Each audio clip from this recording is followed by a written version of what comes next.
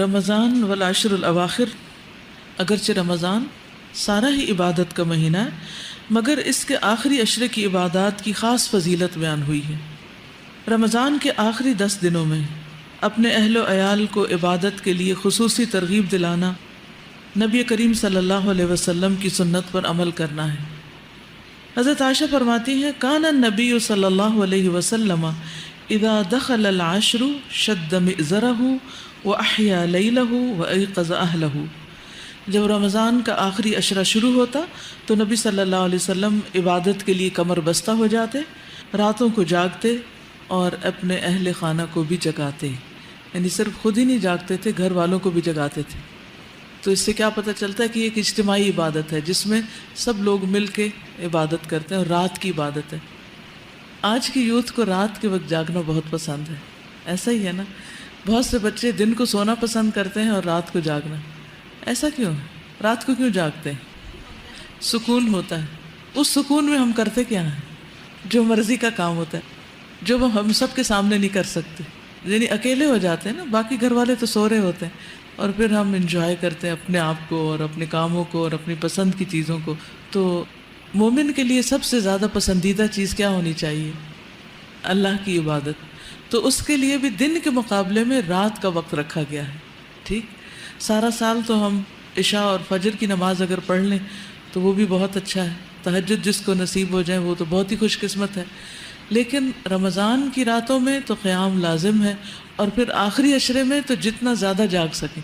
تو جس کو شوق ہے جاگنے کا اس کے لیے تو بہت اچھے دن آ رہے ہیں، ان کے لیے جاگنا تو کچھ مشکل ہی نہیں۔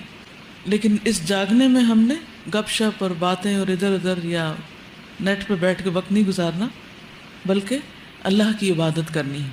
ایک اور روایت میں حضرت عائشہ بیان فرماتی ہیں کان رسول اللہ صلی اللہ علیہ وسلم یجتہد فی العشر الاواخر ما لا یجتہد فی غیرہ، کہ رسول اللہ صلی اللہ علیہ وسلم عام دنوں کی نسبت آخری عشرے میں خوب محنت اور کوشش کرتے۔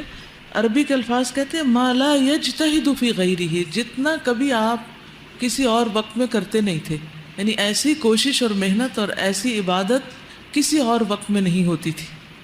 تو اس سے کیا پتہ چلتا ہے کہ ہم نے اس کے لیے خاص طور پر پلاننگ کرنی اور زیادہ سے زیادہ اس وقت کو اچھی طرح گزارنا ہے۔ آپ صلی اللہ علیہ وسلم حضرت فاطمہ اور حضرت علی کا دروازہ بھی کھٹکھٹاتے اور فرماتے الا تقومانی فتصلیانی، کیا تم دونوں نہیں اٹھو گے، نماز نہیں پڑھو گے؟ آپ آخری عشرے میں ہر رات مغرب اور عشاء کے درمیان غسل فرما کر خوشبو لگاتے تاکہ عبادات کے لیے تازہ دم ہو جائے۔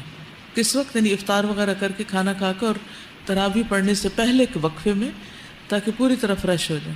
تو ایون اگر آپ نے پراپر غسل صبح کے وقت لیا ہوا بھی ہو تو اس سنت کو پورا کرنے کے لیے چند مگے پانی کے اپنے اوپر ڈال لیں تاکہ رات آپ کی اور زیادہ فریش گزرے، اچھی گزرے۔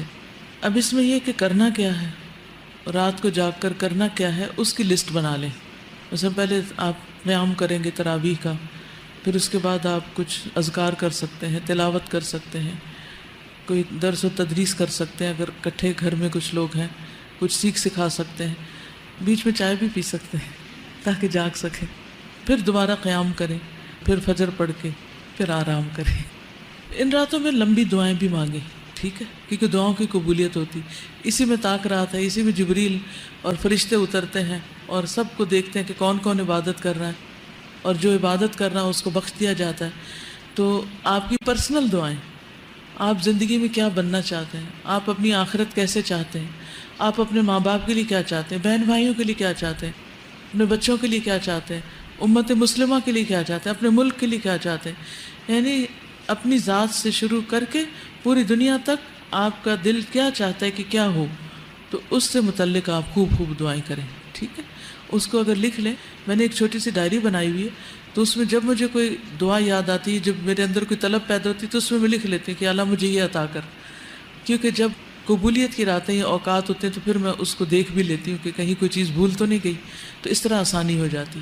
یا حج عمرے وغیرہ پہ جاتے ہیں تو اس میں بھی پھر وہاں جا کر بہت زیادہ ذہن پہ زور نہیں ڈالنا پڑتا، سوچنا نہیں پڑتا کہ کون کون سی دعائیں مانگنی ہیں، وہ سب ساتھ ہی لکھی ہوئی ہوتی ہیں، ٹھیک۔ اور پھر میں چیک بھی کرتی رہتی ہوں کہ کون کون سی دعائیں میری پوری ہو گئیں، تو الحمدللہ کافی ہو بھی گئی ہیں۔